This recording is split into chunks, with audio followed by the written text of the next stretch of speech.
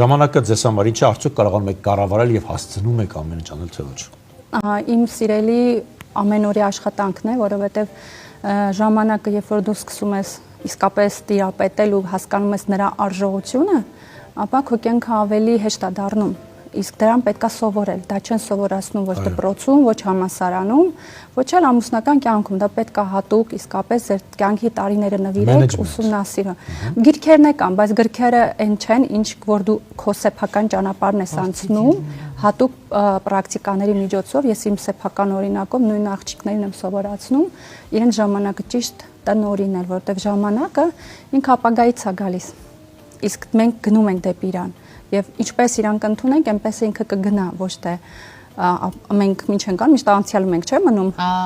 Ընտեղ ենք մտքերով, բայց գալիս է, ժամանակը գալիս է, ինքը չես կարող կանգնացնել։ Իսկ եղել է որ այ գա ու կողքով անցնեց ժամանակը։ Չէ,